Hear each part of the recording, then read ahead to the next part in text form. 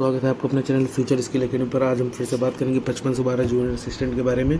और आज हम कुछ सवाल लेकर आए हैं कि UPSSC जो है, मैंने जो इसकी टाइपिंग निकाली थी 1262 में, वो किस प्लेटफॉर्म पे टाइपिंग करके निकाली थी, घर पे मेरी स्पीड क्या आ रही थी, और कब तक भर्ती पूरी हो सकती है 55 से 12, और 3284 वाले कब से टाइपिंग स्टार्ट कर दें। तो इन्हीं बारे में आज हम बात करेंगे, इन्हीं सब के बारे में। तो हमारी जो 55 से 12 जूनियर असिस्टेंट की वैकेंसी है, इसका हम लोगों ने मेंस एग्ज़ाम दिया था 29 जून 2025 को, और इसका रिज़ल्ट बहुत तेज़ी के साथ आया है 8 अक्टूबर 2025 को। मतलब कि समझ रहे हैं आप कि बहुत तेज़ UPSSC ने इसमें काम किया है। इसका टाइपिंग टेस्ट हमारा कब से स्टार्ट है, 23 नवंबर से, और ख़त्म हो जाएगा 17 दिसंबर को। यानी 17 दिसंबर तक में, यानी 5 महीने 18 दिन में इन्होंने टाइपिंग को ख़त्म कर दिया है। अब टाइपिंग ख़त्म होने के बाद इसका रिज़ल्ट भी आएगा। तो रिज़ल्ट जो हमारा, मतलब जो हमारा अनुमान है एक, तो हमको लग रहा है कि जनवरी के 15 दिन जो शुरुआत के हैं, इसमें कभी भी रिज़ल्ट आ सकता है। क्योंकि इस जैसे 1262 का हमारा रिज़ल्ट था, तो ये आया था नेट 2 महीने बाद।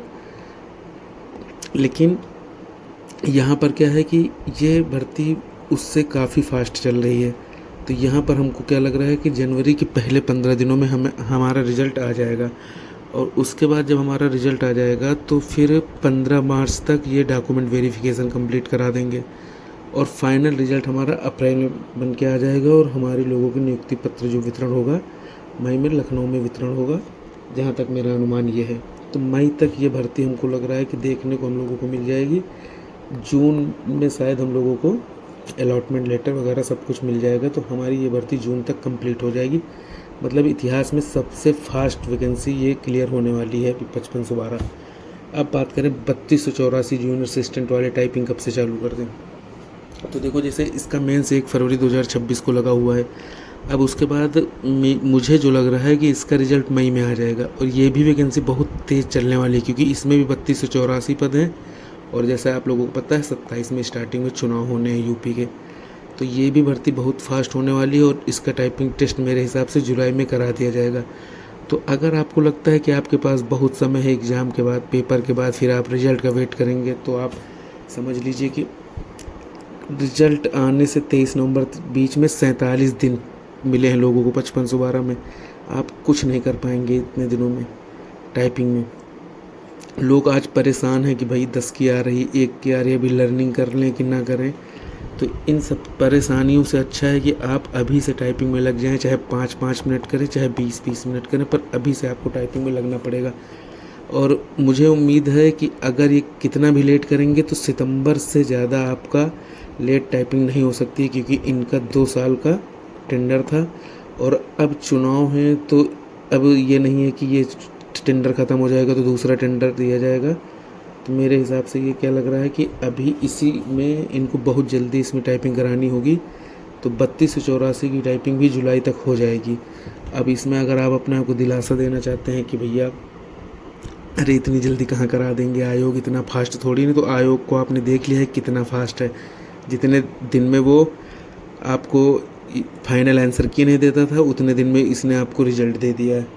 तो अभी आप आयोग के फास्ट कितना है कितना स्लो है, इस पर बात ना करके आप अभी से टाइपिंग में लग जाएं, चाहे 5-5 मिनट हिंदी इंग्लिश, या फिर अगर आप लर्निंग कर रहे हैं तो टाइपिंग बाबा पे जाकर लर्निंग चालू कर दें।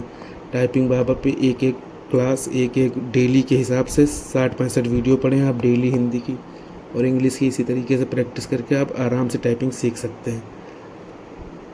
नहीं तो आपको रोना पड़ जाएगा, और इसके अलावा आपके पास कोई चारा नहीं है। 47 दिन है अभी इन लोगों के पास, और ये रो रहे हैं। तो अगर आपको नहीं रोना है कि रिजल्ट आ जाएगा तब टाइपिंग करेंगे, तो कतई नहीं। ये तो कही आयोग ने बहुत अच्छा काम किया कि आपको 47 दिन पहले ही बता दिया। 47 क्या 45 दिन मान लो, 8 अक्टूबर रिजल्ट आने के 2-3 दिन बाद इन्होंने बताया था। तो आप ये समझ लो कि आयोग ने बहुत अच्छा काम किया। नहीं, अगर इस टाइम बताता 10-20 दिन पहले, तब भी आयोग की कोई गलती ना होती, और आराम से आयोग टाइपिंग करा लेता। लेकिन चलिए, अच्छा हुआ कि 47 दिन पहले बताया, तो जिसकी स्पीड कम थी वो अभी खींच के लेकर आ गया है। मैंने क्या किया था, मैंने टाइपिंग बाबा पे 20 मिनट वाले पैसेज लगाए। ये पिछले 1262 के पहले का जो टाइपिंग होता था वो इस तरीके से होता था। तो उसके लिए मेरी टाइपिंग सफिशिएंट था, तो मैंने मेरी टाइपिंग पर काफ़ी अच्छी प्रैक्टिस की थी। अब मेरी टाइपिंग से कोई मतलब था नहीं, तो मैंने लास्ट के एक दोस्त के कहने पे सोनी टाइपिंग लिया था 15 दिन के लिए 199 रुपये का। अगर आपको लेना है तो ले सकते हैं, नहीं अभी AR पे या फिर RKC नवादा जो भी आपको कंफर्टेबल लगे आप उस पर कर सकते हैं। पर मैंने लास्ट के 15 दिनों में सोनी टाइपिंग का इस्तेमाल किया था, और उसी में जो मेरी घर पे स्पीड आ रही थी वो कभी इंग्लिश में 37, कभी मतलब 42 तक मेरी स्पीड इंग्लिश में आराम से पहुंच जाती थी सोनी टाइपिंग पे। और हिंदी में बस ये था कि एवरेज मेरी स्पीड 29 ही रहती थी अधिकतर, कभी कभी मैं 33 भी पहुंच जाता था, नहीं तो 29, 30, 31 ऐसे ही मतलब स्पीड मेरी आती थी। एग्ज़ाम में मेरी स्पीड क्या आई आप लोग देख सकते हैं, इंग्लिश में मेरी 33 की स्पीड आई, हिंदी में मेरी 27 की स्पीड आई है। एक वर्ड मेरा कम हो गया था, गलत हो गया, तो देखो यहाँ पर 6 माइनस हो गए हैं, तो 27.92 की स्पीड आई है मेरी। तो आप लोग देख सकते हैं यहाँ पर।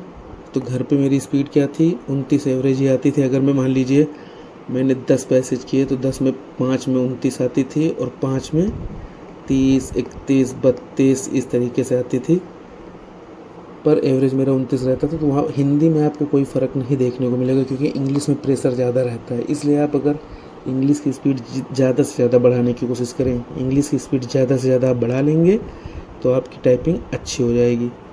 और हिंदी में आपकी अगर यहाँ 32 आ रही है तो वहाँ पर भी 30 आ जाएगी, अगर यहाँ 35 आ रही है तो वहाँ पर भी आपकी 32, 33 ऐसे ही आनी है। पर इंग्लिश पर आप अभी फोकस कर लीजिए तो आपकी स्पीड अच्छी हो जाएगी।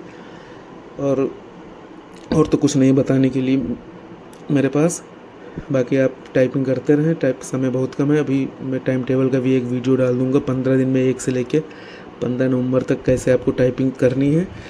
और चैनल को सब्सक्राइब कर लीजिए, लाइक करिए, शेयर